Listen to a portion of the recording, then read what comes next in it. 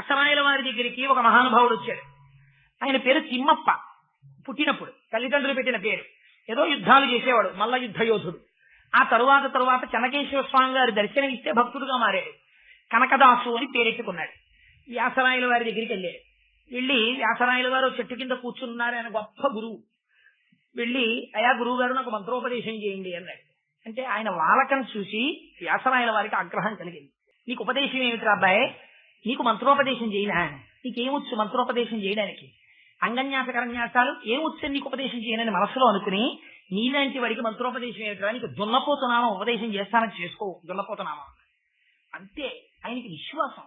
అమ్మ వ్యాసరాయల వారు నాకు ఉపదేశం చేశారా, దున్నపోతున్నామని చేసుకోమన్నారు నన్ను అనుకున్నాడు. గురువుగారు చాలా సంతోషం, గురువుగారు మరి నాకు సెలవా, నామం చేసుకుంటానైతే మంత్రం చేసుకుంటానన్నారు. మంత్రం అంటే మననాత్ త్రాయితీ ఇది మంత్ర. గురువు దగ్గర మంత్రం ముచ్చుకుంటే మంత్రం చేయాలి రోజును, అంతేగాని ఎగ్గొట్టేసి కూర్చోమని కాదు, మంత్రానికి రుణపడిపోతారు. అందుకని చెప్పి ఆ మంత్రం చెయ్యాలి. అందుకని గురువుగారు అయితే మంత్రం చేసుకుంటానన్నారు. వ్యాసరాయల వారు నవ్వి అన్నారైతే చేయరా అన్నారు. అంటే వెళ్ళిపోయారంతే. గురువుగారు నాకు ఉపదేశం చేశారు. ఎంత అదృష్టవంతుడు అనుకున్నాడు. చెట్టు కిందకి వెళ్ళాడు, కూర్చున్నాడు. దున్నపోతు అంటే దున్నపోతులు పెద్ద ఏముంది, అది పెద్ద కంటికి కనపడేదేగా, ఎప్పుడో ఎక్కడో అక్కడ చూసిందే. దాన్ని దృష్టిలో పెట్టుకుని అదే పనిగా దున్నపోతని ఓ చేసేస్తున్నాడు. ఇప్పుడు పెద్ద కలవరం బయలుదేరింది దేవతల్లో. దున్నపోతని వ్యగ్రతతో చేసేస్తున్నాడు తపస్సు మంత్రం. ఇప్పుడు సాక్షాత్కారం జరగాలి ఆయనకి. ఎందుకని? ఇది పరమేశ్వరుడి గొప్పతనం అంటే. ఆ మంత్రాన్ని దాని మంత్రమే అని గురువు దగ్గర పొంది ఆ విశ్వాసంతో చేసేస్తున్నాడు. ఇప్పుడు వెళ్ళాలి. దున్నపోతు రూపంలో ఎవరున్నాడు రా దేవతని అడిగారు. దున్నపోతు రూపంలో ఎవరు లేరు మహాప్రభు ఇప్పటి వరకును అన్నారు. ఎక్కడుందన్నారు. యమధర్మరాజు గారికి వెహికల్ ఉంటుంది దున్నపోతు తప్ప, దున్నపోతు రూపంలో ఎవరు దేవుడు లేడన్నారు. దేవతా స్వరూపం ఇప్పటిదాకా దున్నపోతుగా రావాల్సిన అవసరం కలగలేదు అన్నారు. రాక్షసుడు ఉన్నాడు మహిషాసురుడు, కానీ ఆయన చేసుకున్నది దేవతల కోసం. అందుకని వీరేం పోన్లేండ్రా, యమధర్మరాజు గారు వెళ్ళడం ఈజ్ ఈక్వల్ టు దున్నపోత మీద వెళ్ళడమేగా. అందుకని కోటేశ్వరరావు వచ్చారు అంటే త్వరగారి కారులో వచ్చారు, సహజమే కదా. ఎప్పుడు వచ్చినా ఆయన త్వరగారు పాపం దొరికారు, మహానుభావుడు ఆయన తీసుకొస్తుంటారు వీరిని. దొరగారి కారు వచ్చిందనుకోండి ఉపన్యాసానికి, సాధారణంగా దొరగారు వచ్చారంటే అంటారు కదా. దొరగారు వచ్చారంటే దొరగారి కారులో కోటేశ్వరరావు వస్తాడు. అలా దున్నపోత వచ్చింది అంటే దున్నపోత మీద యమధర్మరాజు గారు కూడా వస్తారు. అందుకని చెప్పేసి దున్నపోత వెళ్ళాలంటే యమధర్మరాజు గారి వాహనాన్ని పంపించండి అన్నారు. ఇప్పుడు వాహనం ఒకటే పెడుతుందా? నా స్కూటర్ ఒకటే ఆఫీస్కి వెళ్ళిపోతున్నాడు. 10:30 అయిపోయింది, వీడు ఎంతకీ రాడు. అవతల ఎగ్జిక్యూటివ్ డైరెక్టర్ విజిలెన్స్ ఇన్స్పెక్షన్, వీడు రాడు, నేనన్నా పోతానని ధర్రని స్టార్ట్ అయిపోయి వెళ్ళిపోయి ఆఫీస్లో స్టాండ్ లో కూర్చుంటున్నాడు. దానికి వెళ్ళినా వెళ్ళకపోయినా అలా కూర్చుంటుంది. దానికి ఏం లీవా ఏమన్నానా, దానికి ఎవరైనా అసిడెంట్లు ఏ పెడతాడా? నేను ఎక్కితే పెడుతుందంటే దానికి ఏం బాగలేదు. 11 అయిపోయిందో 12 అయిపోయిందో దానికి ఏం బెంగ, బెంగంతా నాది, నా బెంగని పెట్టేది పెరుగుతుంటుంది. అందుకని చెప్పి అది ఎందుకు వస్తుంది, అది వచ్చినా ఏం రాదు దున్నపోతుంది. దాని మీద ఆయన ఎక్కాలి, ఎక్కితేనే వస్తుంది. అందుకని ఆయన వచ్చాడు.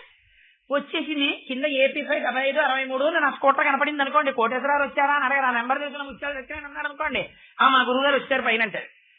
అంటే ఏమిటి అర్థం? ఈ స్కూటర్ ఉంది అంటే పైన కోటేశ్వరరావు ఉన్నారు. వాహనమును అధిష్ఠించిన వాడికి అభేదం. అప్పుడు ఇది ఒక గొప్ప రహస్యం. అందుకని యమధర్మరాజు గారికి దున్నపోతుకి అభేదం. అందుకని ఇప్పుడు దున్నపోతు వచ్చిందంటే యమధర్మరాజు గారు రావాలి. అందుకని ఇద్దరు కలిసి వచ్చారు. కలిసి వచ్చి ప్రత్యక్షం అయ్యారు. ఈయనేం బెంగెట్టుకోలేదు. కళ్ళు తెచ్చి ఈయన వచ్చారేంటని ఆయన అనలేదు. ఆయన కళ్ళు తెరిచి ఎందుకు వచ్చారు మీరని అడిగాడు. మరి నువ్వు జపం చేశావు, నేనేం చేశానన్నాడు. నువ్వు దున్నపోతు అన్నావు కదా, మరి దానికి అధిష్టానం ప్రత్యక్షం అవ్వాలి. ప్రత్యక్షం అయ్యా నీకేం కావాలో కోరుకోరా, నేను ప్రీతి చెందాం. దేవతా దర్శనం అయితే అది ఉట్టినే పోకూడదు, ఏదో ఒకటి ఇవ్వాలి. పెద్దలు వచ్చారనుకోండి ఇంటికి ఉట్టి చేతులతో వెళ్ళిపోరు. మేనమామ ఇంటికి వచ్చారనుకోండి అసహ్యంగా ఉట్టి చేతులు ఆడించుకుంటూ వచ్చి అక్క ఏముండేవే 4 రోజులు పడిచి వెళ్ళిపోకూడదు. మేనమా వాళ్ళ ముద్దు మేలైన ముద్దు కనీసం ఏమీ లేకపోతే 11 రూపాయలు ఇట్టి మీరు బిస్కెట్ల ప్యాకెట్ కొనుక్కు రావాలి. వచ్చి వెళ్ళిపోయే ముందు నువ్వు ఏమైనా కావాలంటే కొనుక్కోరా, 5 రూపాయలు రూపాయి పావాయో మేనలుడి చేతిలో పెట్టి వెళ్ళిపోవాలి. అంతేగాని మేనమా ఉట్టి చేతులతో ఇంటికి వస్తే అంతకన్నా అసహ్యం ప్రపంచంలో ఇంకోటి ఉండదు.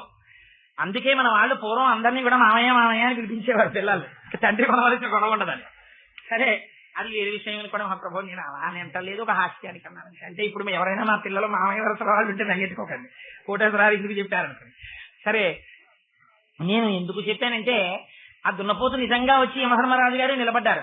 నిలబడితే మరి ఎందుకు చేసావన్నారు. ఎందుకు చేసావంటే దానికి ఏం ప్రయోజనం లేదు, మా గురువు గారు చేయమన్నారు దున్నపోతు అని నా విశ్వాసం. అంతే, మా గురువు గారు చేయమన్నారు చేశాను. మరి ఇప్పుడు ఏం చేయమంటావురా, ఏదైనా మేలు చేస్తాను, ఏం కావాలో అడుగన్నారు. నాకేం మేలు ఉంటుంది, నాకేం అక్కర్లేదు, నాకు అన్నీ నా గురువే. మా గురువు గారికి ఏమైనా కావాలంటే చేసి పెడతారు కానీ వస్తారా నాతో, మా గురువు గారికి చూపిస్తానన్నారు. వీడెక్కడ దొరికాడరా మాట్లాడితే సరే పదన్నారు.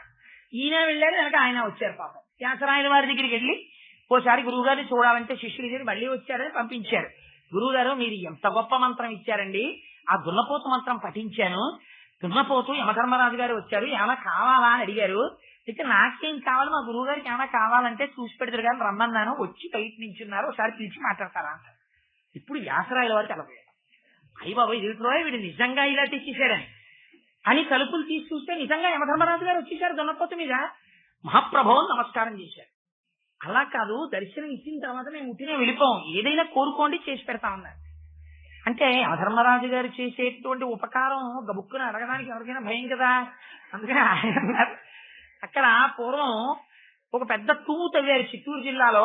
ఇప్పుడు ఆ మదనపల్లి అని చెప్పి టీబీ శానిటోరియం ఉందే, అక్కడ ఒక పెద్ద తూము తవ్వారు కాలవ. ఆ కాలవ తవ్వుతున్నప్పుడు ఒక పెద్ద బండ శిల అడ్డొచ్చింది, దానికి నీరు వెళ్ళలేదు. ఆ శిల ఎంతమంది తోసినా అది పైకి రావట్లా, అంత పెద్ద బండ. అందుకని రైతులకి నీరు అందుతుంది ఆ కాలవ ప్రవహిస్తే. ఎలాగో మా వాడు దున్నపోతు నామం చేశాడు కదా, దున్నపోతు బలానికి పేరు కదా, అందుకని చెప్పి మహానుభావ తూము కడ్డొచ్చిన బండని పక్కకి తీయించేయండి అన్నారు. అంటే వెంటనే ఆ దున్నపోతుకు ఒక తాడు కట్టి, దానికి ఒక తాడు కట్టాలా, అది డెక్కతోటో ముట్టితోటో ఆ రాయిని అవతలకి తోసేవతల వారేసింది. తోసేస్తే నీరంతా ప్రవహించింది. ఇప్పటికే తూముకి పేరేమిటో తెలుసా అండి, కనకదాసు తూము. ఆ తూముకి అదే పేరు ఇప్పటికీ ఉంది. మీకు ప్రత్యక్ష సాక్ష్యం. కనకదాసు గారికి యమధర్మరాజు గారు ప్రత్యక్షమైనట్టు. వ్యాసరాయల వారు ఎప్పటి వారు కారు. మీరు వెంకటాచలంలో స్వామి పుష్కరిణి దగ్గర నుంచి ఆదివరాహ స్వామి గుడికి వెడుతుంటే కుడి చేతి పక్కన ఒక చిన్న హనుమ గుడి ఉంటుంది, మీరు చూసే ఉంటారు. ఆ హనుమ గుడి వ్యాసరాయల వారు కట్టించారు. సరే ఇప్పుడు ఎందుకు కట్టించారు, ఏ పరిస్థితుల్లో కట్టించారు, ఏం జరిగింది, ఇవన్నీ చెప్తే మళ్ళీ వెంకటాచల వైభవంలో గడిపోతారు. అందుకని అక్కడతో ఆ కథ ఆపేస్తారు. అందుకని ఇప్పుడు మీరు చెప్పండి, దేనికి ప్రత్యక్షం అయ్యారు ఆయన అంటే శ్రద్ధ, కేవలం నమ్మకం, గురి. వీరు నా గురువు, ఆ గురువు నన్ను గట్టెక్కించి తీరుతారు. వారు చెప్పినది మంత్రం, వారి నోటి నుంచి వచ్చింది ఉట్టినే పోదు, వారు నన్ను రక్షిస్తారు అన్న విశ్వాసము మీకుండడం ఉన్నదే, గురి ఉన్నదే, అది గురువు, అది భగవానుడు. ఇది శ్రద్ధ, ఇది ఆయన అడిగిన దక్షిణ, ఇది నేను ఇచ్చిన మొట్టమొదటి రాగి పైసా. అమ్మ నువ్వు ఇది కూడా పాటించు. అంటే నేను ఎవ్వరినీ కించపరచడానికి నేను అంటలేదు, మీలో పరిశీలనాత్మక దృక్పథాన్ని పెంచడానికి మాట అంటున్నానంతే తప్ప మిమ్మల్ని చిన్నబుచ్చడానికి కానీ మిమ్మల్ని నిరుత్సాహపరచడానికి కానీ నేను ఈ మాట అంటలేదు. బాబా ఆశయం అది. ఆయన ఒక మాట మాట్లాడితే మీరు జ్ఞాపకం పెట్టుకోండి, పారాయణ చేసేటప్పుడు దాని మీద మీరు ధ్యానం చేస్తే తప్ప మీకు అందరు అంత గంభీరంగా ఉంటాయి ఆ మాటలు. అప్పుడు నా గురువు 2 పైసలు అడిగారు. నా గురువు డబ్బు తీసుకునేవాడా, డబ్బు దాచుకునేవాడా, ఆ డబ్బుతో కట్టుకునేవాడా, ఆ డబ్బు బ్యాంకులో వేసుకునేవాడా? కాదమ్మా, నా గురువుకి డబ్బు అక్కర్లేదు. వెంటనే చూడండి ఆ మాటలు. నా గురువు స్వార్థత్యాగం చేసిన వాడు, ఆయనకేం అక్కర్లేదు. ఆయన త్యాగేనైతే అమృతత్వ మానసో పరేణ నాకం నిహితం గుహాయాం విభ్రాజతే తత్ర తయో విశంతి. తైత్తరీయోపనిషత్తులో వాడబడిన మంత్రాలని మామూలు మాటల్లో మాట్లాడుతున్నారు బాబా గారు. నా గురువు త్యాగము చేత అమృత స్వరూపుడు, ఆయనకేం అక్కర్లేదు నా గురువుకి. మరి ఏమిటి నన్ను అడిగింది? ఆ 2 పైసలే శ్రద్ధ సబూరి నా గురువు నన్ను అడిగింది. ఇప్పుడు వచ్చారు బాబా గారు బయటికి. ఎంత గంభీరమైన లీల ఆవిష్కరించారండి వారు. ఏది శ్రద్ధ? శ్రద్ధ అన్న మాటకి ఉన్నటువంటి అర్థం చాలా విశాలమైన కోణంలో ఉంటుంది. శ్రద్ధ అన్న మాటని ఎంతమంది వాడారో తెలుసా అండి? బాబా గారు వాడారు అని మీరు అనుకుంటే యూఆర్ మిస్టేకెన్, మీరు పొరపాటు పడ్డారు. దాన్ని అంతకు ముందు ఎంతమంది వాడారో తెలుసా? ఋషులు వాడారు. మీకొక్క ఉదాహరణ మాత్రం చెప్తాను, ఎందుకంటే యథార్థమనకు నేను శ్రద్ధ సాబూరి అన్న 2 మాటల మీద ప్రసంగం చేస్తే 1 నెల ప్రసంగం చేయొచ్చు. నా గొప్ప కాదు, ఆ వాక్కుల వెనకాల ఉన్న గొప్ప అటువంటి. అది శ్రద్ధ అన్న మాట ఎక్కడ వాడారో తెలుసా అండి? పూజామివ పరీక్షీణాం శ్రద్ధామివ విమానితాం సన్నామివ మహాకీర్తిం అని వాల్మీకి మహర్షి రామాయణంలో కూడా వాడారు దీన్ని. రావణాసురుడు సీతమ్మ దగ్గరికి వస్తూ ఉంటే సీతమ్మ ఎలా ఉందో చెప్తూ పూజామివ పరీక్షీణాం శ్రద్ధామివ విమానితాం అన్నారు. అవమానింపబడిన శ్రద్ధ ఎలా ఉంటుందో సీతమ్మ అలా ఉంటుంది అన్నారు. శ్రద్ధ అవమానింపబడడం ఏమిటండి? అంటే శ్రద్ధ అంటే ఏమిటో తెలుసా? ఆస్తిక్య బుద్ధి. ఆస్తిక్య బుద్ధి అంటే ఏమిటో తెలుసా? నేను ఏ మాట చెప్తున్నానో ఆ మాట పరమ నిజము అని నేను నమ్మి చెప్పుతా. ఆ మాట నిజము అవునో కాదో అని నాకు అనుమానం ఉందనుకోండి, అసలు నేను ఆ మాట చెప్పకుండా ఉండుతా. ఇది పరమ నిజము అని నేను నమ్మాను అనుకోండి, ఏది నమ్మానో అది మాత్రమే నేను చెప్పుతా. నేను చెప్తున్నది పరమ నిజము అని నాకు విశ్వాసం ఉండుట. నేను ఒక పని చేస్తున్నాను, ఇది పరమ నిజము నేను నమ్ముతా. నాకు ఆకలేసింది, ఏమే ఆకలిస్తోంది, ఏమైనా పెట్టవే అంటాను. మా ఆవిడ కర్రట్టుకొచ్చి పెట్టింది అనుకోండి, తినవయా ఉందనుకోండి, అదేంటి ఆకలిస్తుంటే కర్రట్టుకొచ్చి ఏమైనా పెట్టన్నావుగా కర్రట్టుకొచ్చాను అందనుకోండి, అర్థం ఉందా దానికి? ఏమైనా పెట్టవే ఏంటి దాని అర్థం? కడుపు నిండడానికి కావలసిన పదార్థమును పెట్టు. ఇప్పుడు ఆకలిస్తోంది, మీరు ఏం తింటారు? అన్నం తింటారు. ఏమిటి మీ నమ్మకం? అన్నం తింటే కడుపు నిండుతుంది, తర్వాత రుచి. ముందు మీ ప్రధానమైన నమ్మకం ఏంటి? అన్నం తింటే కడుపు నిండుతుంది, అందుకు నిండుతోంది ప్రధానంగా. లేదు, దాహం వేస్తోంది, కాసిన నీళ్లు ఇవ్వే అన్నారు. నీళ్లు తాగితే మీ కడుపు నిండుతుంది మీకు నమ్మకం, అందుకని మీరు నీళ్లే తాగుతున్నారు. నిప్పులు తాగకూడదా? నీళ్లు తాగితే కడుపు నిండుతాయింది మీకు పరమ నమ్మకము. మీ దగ్గరికి ఎవరైనా వచ్చి కానీ నీళ్లు తాగితే నిజంగా దాహం తీరుతుంది ఏంటండి అన్నాను అనుకోండి, పెచ్చాడా ఎర్రడా ఏమిటా ప్రశ్నలు అంటారు. ఎందుకని? మీకున్న విశ్వాసము ముందు ఆ ప్రశ్న మీకు చాలా అసహ్యంగా కనపడుతుంది. నీళ్లు తాగితే దాహం తీరుతాయేంటి?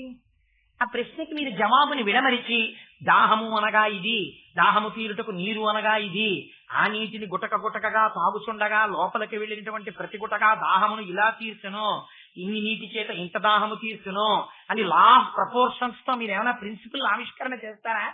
ఏం చెయ్యరు. దాహం తీరే వరకు నీళ్లు తాగుతాం అంతే. ఇటు దాని గురించి పెద్ద ప్రతిపాదన ఏమిటి, సిద్ధాంతం ఏమిట్రా? అసంగతం. అది దాని గురించి చర్చ ఏమిటంటారు. ఎందుకని అంటే లోకానుభవం, దానికి పెద్ద విశేషం ఏంటి అంటే మీ నమ్మకం. నాకు కొడుకుంటే బాగుండేదండి అంటాడు. అలా వాళ్ళ అబ్బాయి చూడలేదండి, మరి ఓ నమ్మకం. కొడుకుంటే చూస్తాడంతే, ఓ నమ్మకం. అందుకని కొడుకుంటే బాగుండండి. కూతుళ్ళుండి సంతోషంగా లేని వాళ్ళు లేదేంటి? కొడుకులు ఉన్న కన్నా కూతుళ్ళు ఉన్నవాళ్ళు సంతోషంగా ఉన్నవాళ్ళు ఉన్నారు ప్రపంచంలో. అయినా ఓ కొడుకుంటే బాగుండండి అని ఎందుకంటున్నాడు అంటే ఓ నమ్మకం. కొడుకుంటే వాడు మన దగ్గర ఉండేవాడు కదండి, కూతురుంటే వెళ్ళిపోతుంది కదండి. అల్లుడు కొడుకు కన్నా చూసిన వాళ్ళు ఉన్నారు ప్రపంచంలో, కానీ నమ్మడం. విశ్వాసం ఏంటి? కొడుకుంటే తల కొడుకు పెడతాడు, వాడి దగ్గర మనం ఉందు. ఆయన దగ్గరికి మనం వెళ్ళడం కాదు, వాడు మన దగ్గర ఉంటాడు, వాడి దగ్గర మనం ఉంటాం. ఓ నమ్మకం. శ్రద్ధ అంటే కూడా అంతే. రావణాసురుడు వేదం చదువుకున్నాడు. వేదం చదువుకున్న వాడికి ఏం తెలియాలి? ప్రవర్తన తెలియాలి. అంతేగాని వేదం పట్టుకుని ఓహో పన్నాలు చెప్పేసి లేనిపోయిన అబద్ధాలన్నీ చేశారనుకోండి, పార్ట్ టైం దొంగతనం చేస్తుంటానండి, అప్పుడప్పుడు వేదం చెప్తుంటానండి అన్నాడు అనుకోండి, అర్థం లేదు దానికి. అంటే పార్ట్ టైం దొంగతనం చేయడం ఏంటి, వేదం పన్నం చెప్పడం ఏంటి? రెండింటికి ఏమైనా సంబంధం ఉందా?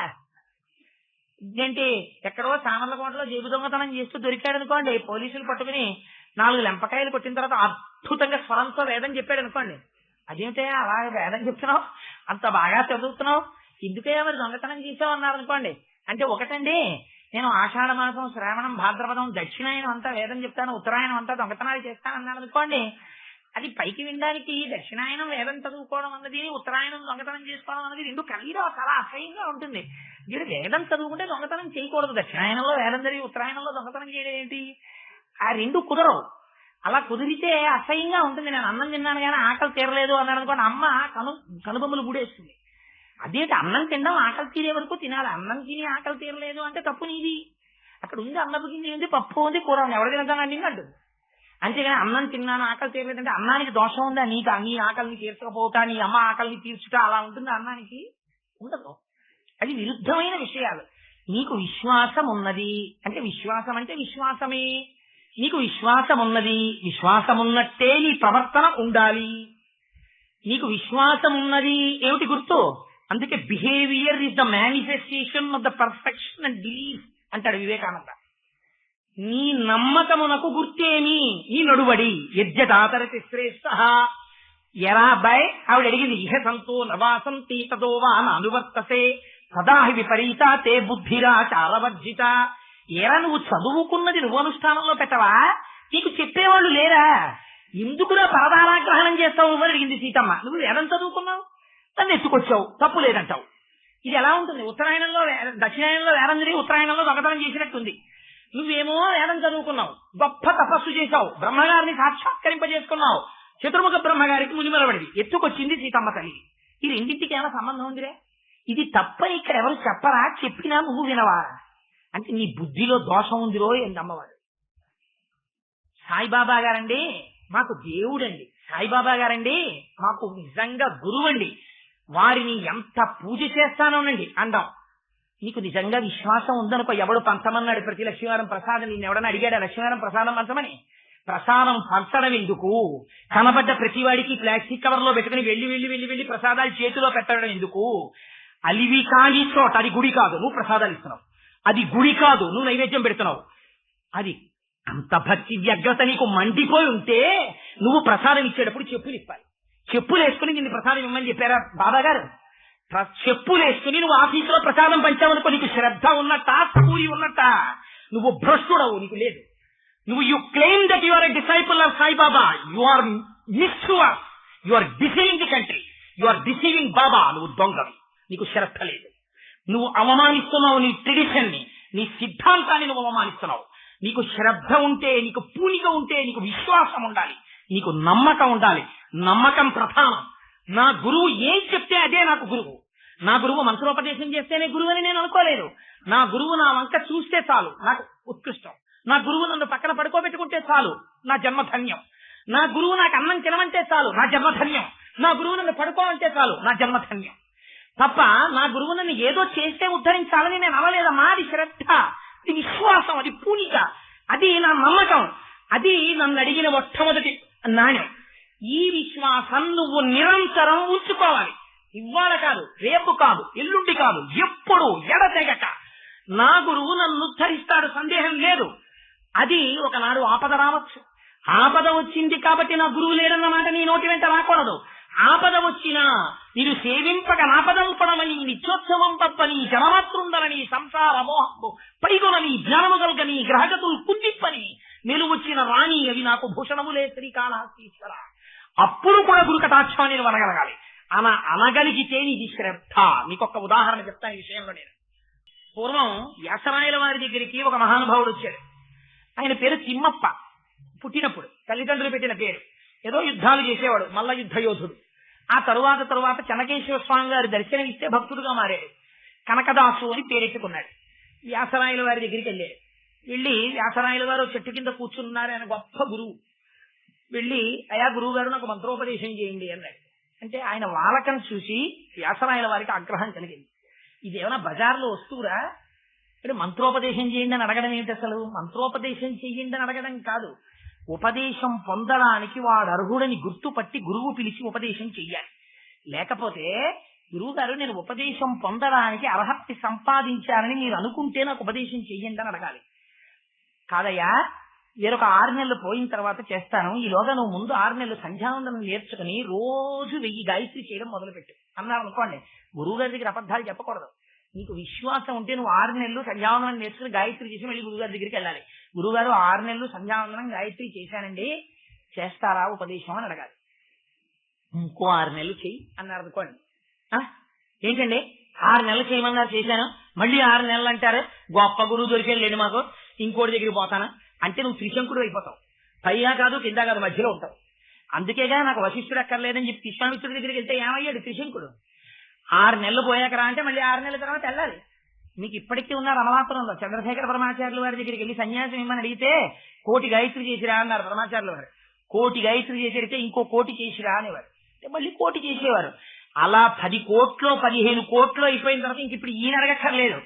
ఆయన ఇంకా చంద్రశేఖర పరమాచార్య స్వామి వారి దగ్గరికి వెళ్ళక ముందే అసలు ఆయన వచ్చి ఇంకా ఎక్కడో ఆశ్రమంలో తిరుగుతుంటే శిష్యుణ్ణి పిలిచి, చూడరా ఫలానా మెయిన్ గేటు పక్కన సంచి ఒకటి తగిలించుకుని విభూతి రేఖలు పెట్టుకుని అగ్నికార్యం చేసిన గుర్తుగా నల్లటి బొట్టు పెట్టుకుని సోమశేఖర శాస్త్రి అని చెప్పి భీమవరం నుంచి వచ్చి ఒక ఆయన తిరుగుతున్నాడు, ఇలా తీసుకురా అనేవారు. వీళ్ళు వెళ్ళి ఆ గేటు దగ్గరికి, అయ్యా సోమశేఖర శాస్త్రి గారంటే భీమవరం నుంచి వచ్చారు, ఎవరండి ఇక్కడ అని అడిగితే నేనండి అనేవారు. మిమ్మల్ని పరమాచార్యులు వారు పిలుస్తున్నారని తీసుకొస్తే, అబ్బాయి ఎల్లుండి నీకు ముహూర్తం నిర్వహించాం, సన్యాసం ఇస్తున్నాం అనేవారు. ఇప్పుడు అడిగారా? అడగల. ఆయన నిర్ణయించేవారు ఇవ్వడాన్ని, సన్యాసాన్ని, లేదు ఉపదేశాన్ని. అందుచేత అప్పటి వరకు నువ్వు శ్రద్ధతో ఆ విశ్వాసంతో ఉండాలి తప్ప ఇదేమన్నా బజార్లో వస్తువా రూపాయి ఇటుకెళ్ళో పెన్సిల్ ఇవ్వండి 2 రూపాయలు ఇటుకెళ్ళి రీజులు ఇవ్వండి అనడానికి.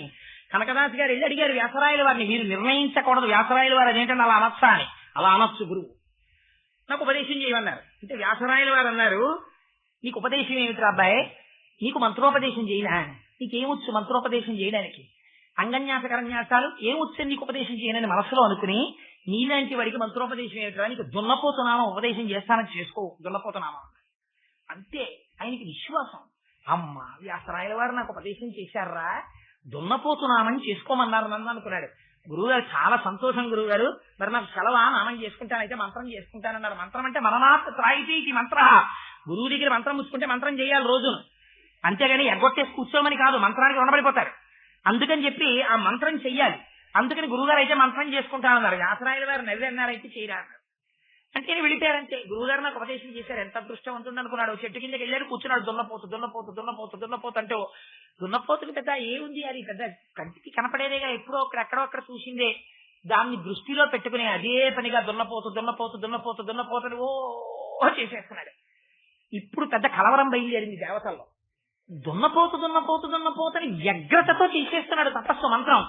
ఇప్పుడు సాక్షాత్కారం జరగాలి ఆయనకి. ఎందుకని, ఇది పరమేశ్వరుడి గొప్పతనం అంటే. ఆ మంత్రాన్ని దాని మంత్రమే అని గురువు దగ్గర పొంది ఆ విశ్వాసంతో చేసేస్తున్నాడు. ఇప్పుడు వెళ్ళాలి. దున్నపోతు రూపంలో ఎవరున్నాడు రా దేవతని అడిగాడు. దున్నపోతు రూపంలో ఎవరు లేరు మహాప్రభో ఇప్పటి వరకును అన్నారు. ఎక్కడుందన్నారు, యమధర్మరాజు గారికి వెహికల్ ఒకటి ఉంది దున్నపోతు తప్ప, దున్నపోతు రూపంలో ఎవరు దేవుడు లేడన్నారు. దేవతా స్వరూపం ఇప్పటిదాకా దున్నపోతుగా రావాల్సిన అవసరం కలగలేదు అన్నారు. రాక్షసుడు ఉన్నాడు మహిషాసురుడు, కానీ ఆయన చేస్తున్నది దేవతల కోసం. అందుకని వీరేం పోన్లేంట్రా యమధర్మరాజు గారు వెళ్ళడం = దున్నపోత మీద వెళ్ళడమేగా. అందుకని కోటేశ్వరరావు వచ్చారు అంటే త్వరగారి కారులో వచ్చారు, సహజమే కదా. ఎప్పుడు వచ్చినా ఆయన త్వరగారు పాపం దొరికారు, మహానుభావుడు ఆయన తీసుకొస్తుంటారు వీరిని. దొరగారి కారు వచ్చిందనుకోండి ఉపన్యాసానికి, సాధారణంగా దొరగారు వచ్చారంటే అనరు కదా. దొరగారు వచ్చారంటే దొరగారి కారులో కోటేశ్వరరావు వస్తాడు. అలా దున్నపోతు వచ్చింది అంటే దున్నపోతు మీద యమధర్మరాజు గారు కూడా వస్తారు. అందుకని చెప్పేసి దున్నపోతు వెళ్ళాలంటే యమధర్మరాజు గారు వాహనాన్ని పంపించండి అన్నారు. ఇప్పుడు వాహనం ఒకటే పెడుతుందా, నా స్కూటర్ ఒకటే ఆఫీస్కి వెళ్ళిపోతున్నాడు, 10:30 అయిపోయింది, వీడు ఎంతకీ రాడు. అవతల ఎగ్జిక్యూటివ్ డైరెక్టర్ విజిలెన్స్ ఇన్స్పెక్షన్, వీడు రాడు, నేనన్నా పోతానని ధర్రని స్టార్ట్ అయిపోయి వెళ్ళిపోయి ఆఫీస్ లో స్టాండ్ లో కూర్చుంటున్నాడు. దానికి వెళ్ళినా వెళ్ళకపోయినా అలా కూర్చుంటుంది. దానికి ఏం లీవా ఏమన్నానా, దానికి ఎవరైనా అసిడెంట్లు ఏ పెడతాడా, నేను ఎక్కితే పెడుతుందంటే దానికి ఏం బాగలేదు. 11 అయిపోయిందో 12 అయిపోయిందో దానికి ఏం బెంగ, బెంగంతా నాది, నా బెంగని బట్టేది పెరుగుతుంటుంది. అందుకని చెప్పి అది ఎందుకు వస్తుంది, అది వచ్చినా ఏం రాదు దున్నపోతుంది, దాని మీద ఆయన ఎక్కాలి, ఎక్కితేనే వస్తుంది. అందుకని ఆయన వచ్చాడు.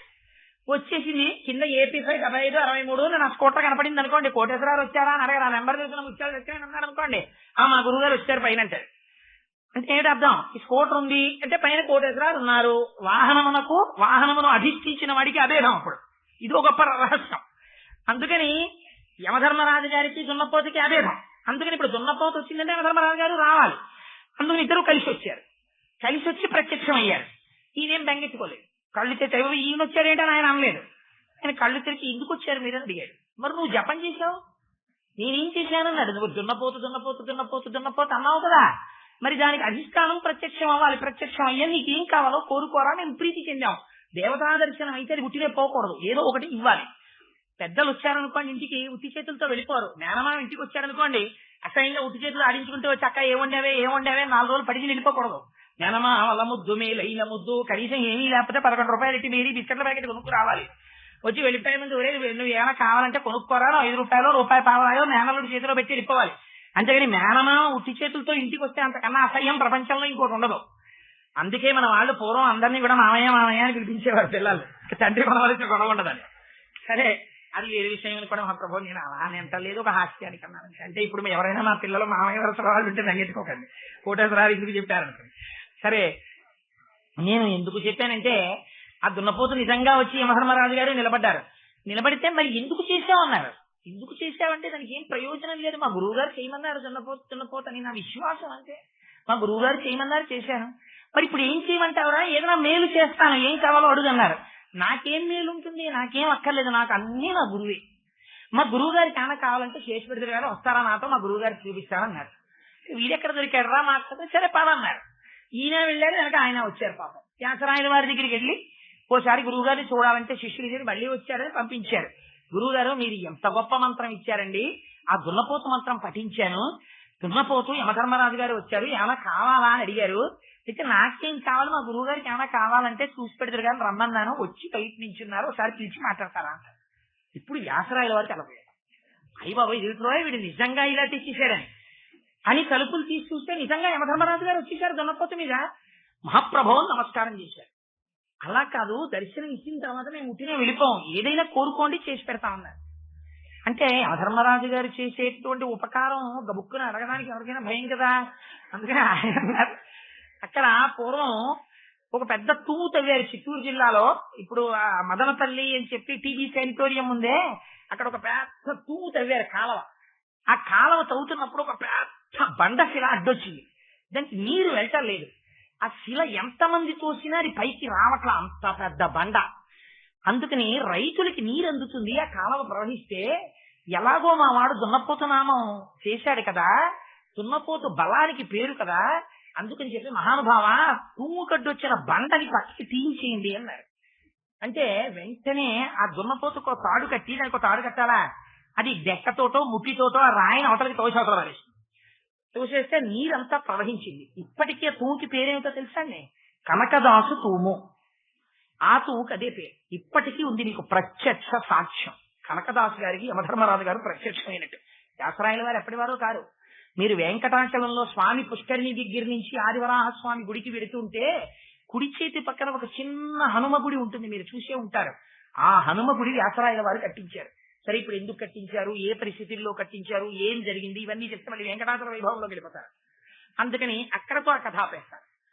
అందుకని ఇప్పుడు మీరు చెప్పండి, దేనికి ప్రత్యక్షం అయ్యారు ఆయన అంటే శ్రద్ధ, కేవలం నమ్మకం.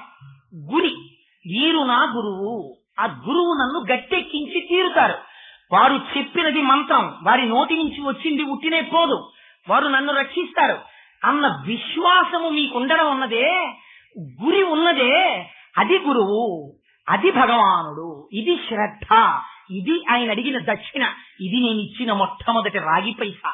అమ్మ నువ్వు ఇది కూడా పాటించు. ఇదే నిన్ను నేను కూడా అడుగుతున్నది, శ్రద్ధని పాటించడం నేర్చుకో. ఆనాడు రాధాబాయి దేశముఖుని అడ్డుపెట్టి సర్వ జగత్తుకి బాబా గారు చెప్పింది ఇదే. నీ విశ్వాసము నీకు రక్ష, సంశయాత్మ వినశ్యతి. కలడు కలండనెడు వాడు కలడో లేడో అన్నారనుకోండి, వాడు రాడు.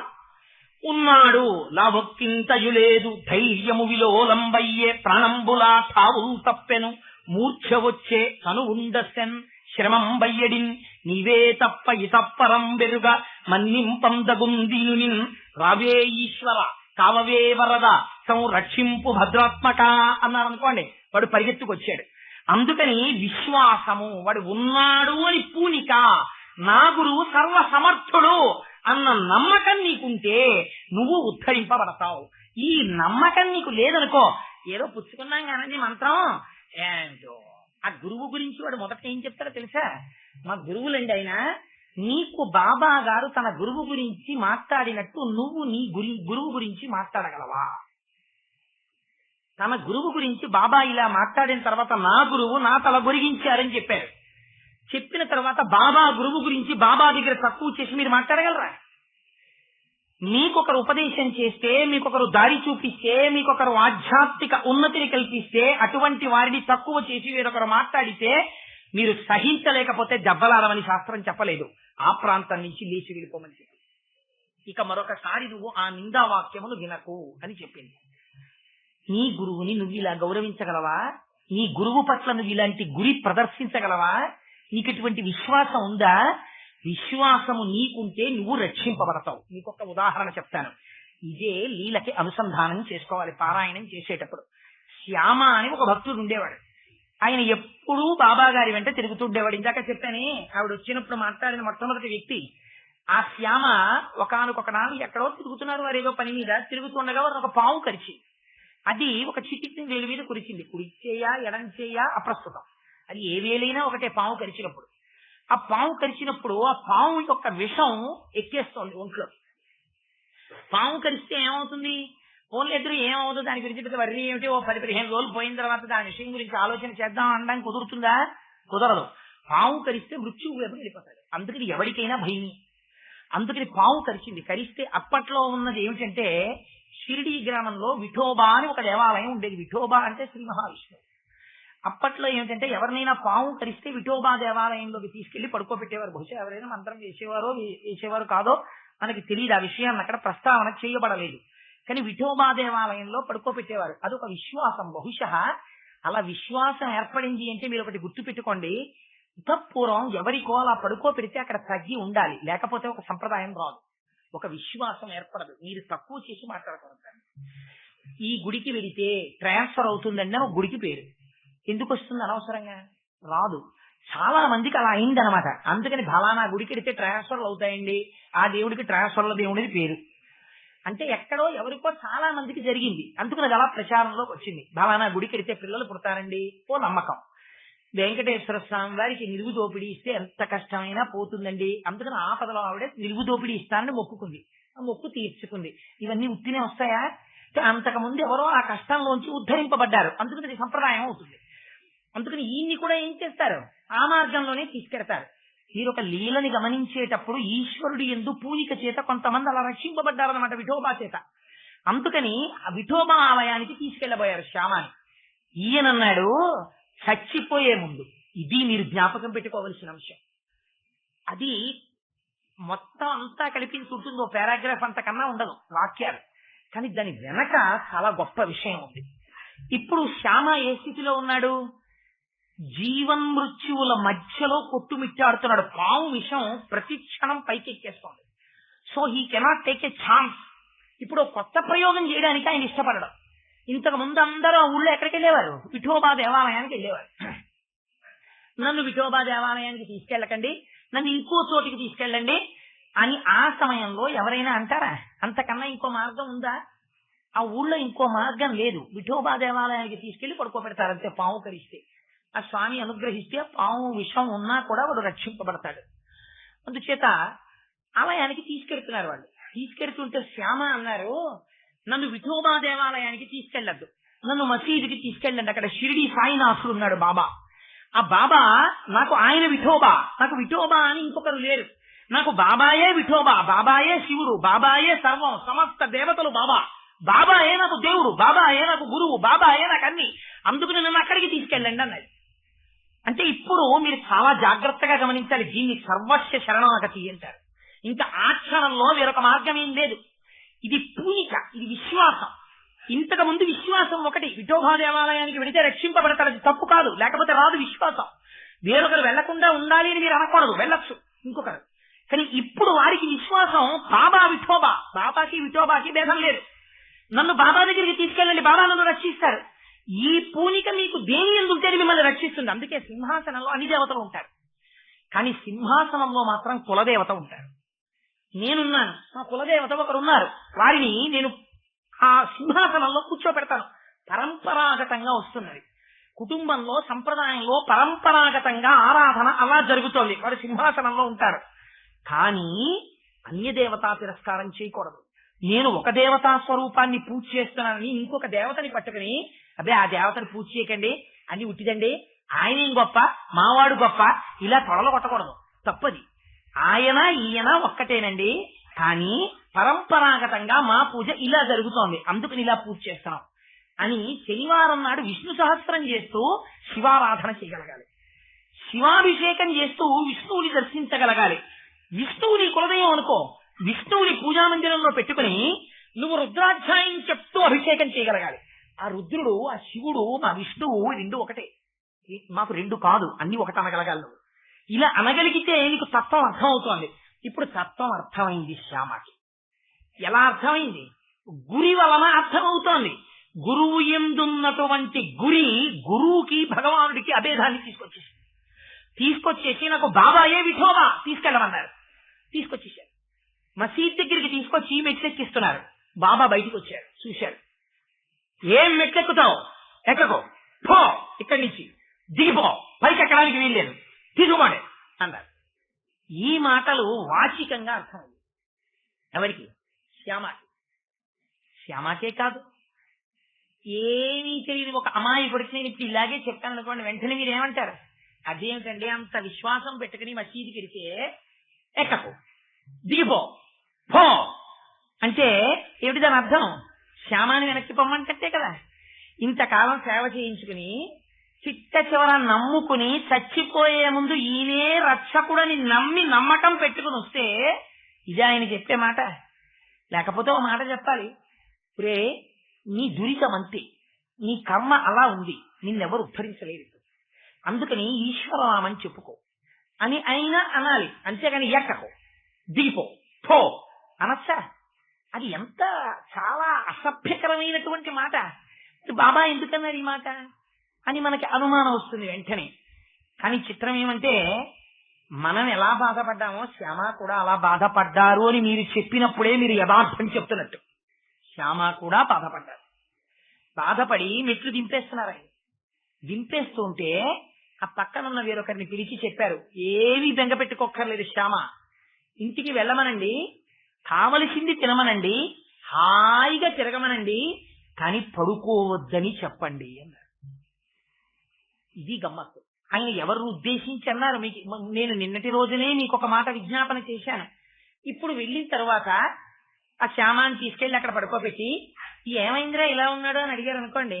అడిగితే బాబా ఇతనికి పాము కరిచేసిందంటే ఎక్కడ కరిచిందిరా అన్నారు అనుకోండి, ఈ చిటికి కరిచిందండి అని వాడు కుడి చేయి చూపించాడు అనుకోండి. ఏదైనా ఏం లేదంటే అయ్యో మర్చిపోయానండి ఎడం చేయండి అంటే ఎడం చేయి చూసి ఎంతసేపు అయింది కరిచి అంటే 1 గంట అయిందండి. ఎక్కడ కరిచిందిరా అంటే 2 కిలోమీటర్ల అవతల ఎక్కడో ఈత పళ్ళు కోసుకుంటున్నాడండి, అక్కడ కరిచిందండి అంటే అక్కడ ఏ పాము తిరుగుతుంటుందిరా, అది ఎలా ఉంది, తెల్లగా ఉందా, నల్లగా ఉందా, పొడలు ఉన్నాయా, బుస కొట్టిందా, కింద నుంచి కరిచిందా, పైనుంచి కరిచిందా, పుట్టలోంచి వచ్చిందా, దూకిందా అని అడిగారు అనుకోండి. ఇన్ని ప్రశ్నలు వేస్తే ఏంటి అది వైద్య విధానం అవుతుంది. ఇన్ని ప్రశ్నలు వేసి మీకు జ్వరం వస్తోందా, అన్నం సహిస్తోందా, తింటే నిలబడుతుందా, కడుపులో తిప్పుతుందా, అమ్మ దగ్గు వస్తుందా, పొడలుగా వస్తుందా, శ్లాషం వస్తుందా, కఫం ఉంటుందా, ఇన్ని ప్రశ్నలు ఇస్తే ఆయన డాక్టర్ గారు శరీర నిర్మాణాన్ని పరిశీలన చేసి ఇస్తారు. వచ్చిన వాడు ఎందుకు వచ్చాడో ఆయనకి తెలుసు, వచ్చిన వాడికి ఏ ఆపద వచ్చిందో ఆయనకి తెలుసు, ఇప్పుడు ఆ ఆపదకి తొందరగా ఏం చెయ్యాలో ఆయనకి తెలుసు. ఒక రాజుగారు అంతఃపురంలో కూర్చున్నాడు, మంచి నాట్యం జరుగుతోంది, చూసుకోలేదు. రాజాంతఃపురంలో నాట్యం జరుగుతోందని అందరూ దూరంగా ఉన్నారు. అంతఃపురం కాలిపోతోంది, అగ్నిహోత్రం ముట్టేసింది. రాజుగారు బాగా మధువు సేవించి ఉన్నాడు, తడబడిపోతున్నాడు. తడబడిపోతూ హాయిగా విలాసంగా కూర్చుని చూస్తున్నాడు. ఆ నాట్యం చేస్తున్నవాడు పారిపోయాడు, అగ్నిహోత్రం అంటుకుందని. ఇప్పుడు రాజు పారిపోలేడు, ఎందుకనంటే బాగా తాగి ఉన్నాడు, అడుగులు తడబడిపోతున్నాయి. ఇప్పుడు కూడా వెళ్ళి మీరు రాజాధిరాజ రాజమార్తాండ సాహితీ సవరాంగణ సార్వభౌమ లలిత కళాప్రియ మహాపురుష అగ్నిహోత్రం అంటుకుని ఉన్నది, తమరు వేంచేయండి, మహాప్రభో జయీభవ విజయీభవ దిగ్విజయీభవ అని తమరి అడుగులు తలబడుతున్నవి. అలా తలబడరాదు, మేము మిమ్మల్ని ముట్టుకుని రాజు, ప్రభు ఇలా అడుగు అనేది ఏమైనా నాట్యశాస్త్రమా? మీ ప్రభువుని మీరు దక్కించుకోవాలంటే గభాన్ని వెళ్ళి సంకల కింద చెయ్యేసి ఎత్తుకొచ్చేస్తారంటే. కానీ ఇలా లాగి బుద్ధున్నవాడైతే చేతిలో పెడతాడు, ఓ హారం, ఒరే బల్లే లాక్కొచ్చేసేవరా, లేకపోతే తాగి ఉన్నాను కాలిపోతుంటాడు. ఇప్పుడు అవతల వాడికి ఉపద్రవం వచ్చేసింది, పాము విషం తలకెక్కేస్తా ఉంది, హృదయస్థానం దాకా వచ్చేసింది అనుకోండి, మరణిస్తాడు. బాబా రక్షిస్తారని నమ్మకం పెట్టుకుని వచ్చాడు, పూనిక శ్రద్ధ అంత స్థాయిలో ఉంది. ఇప్పుడు కావలసింది రాసమర్యాదలు కాదు, ఎంత విశ్వాసం శ్యామ. అందరూ విఠోబా దేవాలయానికి ఎడుతుంటే నువ్వు నా దగ్గరికి వచ్చావా, నువ్వు రా శిష్యుడు అంటే చూడరా నేను ఎలా చేస్తానో అని ఇన్ని మాటలు మాట్లాడతారా? పో, దిగిపో, ఎక్కకో, ఎవరిని? పాము విషాన్ని. ఇప్పుడు అది మంత్రమే. ఎందుకని? సర్వావస్థ వివర్జిత. మళ్ళీ చెప్తున్నాను, ఇప్పుడు ఆయన ఆత్మతో తాదాత్మ్యత చెంది ఉన్నవాడు, పరబ్రహ్మ స్వరూపుడై ఉన్నాడు. వారి నోటి వెంట ఏది వస్తుందో అది శాస్త్రమై కూర్చుంటుంది. అందుచేత దిగిపో, కిందకి దిగిపో, పో, విషం విడిచిపెట్టి వెళ్ళిపోవాలి, దిగు కిందకి శాసనం చేశారు. కిందకి దిగుతోంది, కానీ ఒక రహస్యం ఉంది, శరీరమే.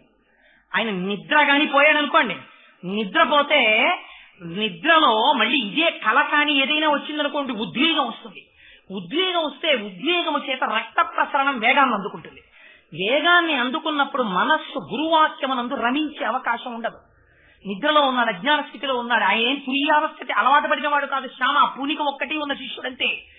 అందుకని ఈ స్థాయిలో తను నిద్రపోవడానికి వీల్లేదు. విశ్వాసం ఏదుందో అవిశ్వాసంతోనే నిలబడాలి. అందుకని నిద్రపోవద్దని చెప్పండి. నిద్రపోతే ఏమరపాటు వస్తుంది. బుద్ధి వైక్లభ్యాన్ని పొందుతుంది. ఇంద్రియాలు, మనస్సు, ఆత్మనందు రమించిపోతాయి. అజ్ఞానంతో ఉండిపోతాడు. సుషుప్తిని అర్థం చేసుకోలేడు. బాబా గారిలా సాక్షిగా ఉండలేడు. అందుకని నిద్రపోవడానికి వీలు లేదు. నిద్రపోకుండా కావలసింది తిరగమనండి. తిన్నా తిరిగినా ఏ బాధ లేదు.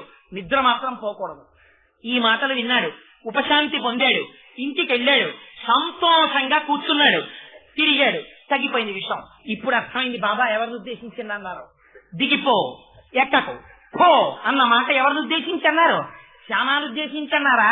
శ్యామా శరీరంలో ఎక్కుతున్న పాము విషయాన్ని ఉద్దేశించన్నారా? వైద్యుడిగా అన్నారా?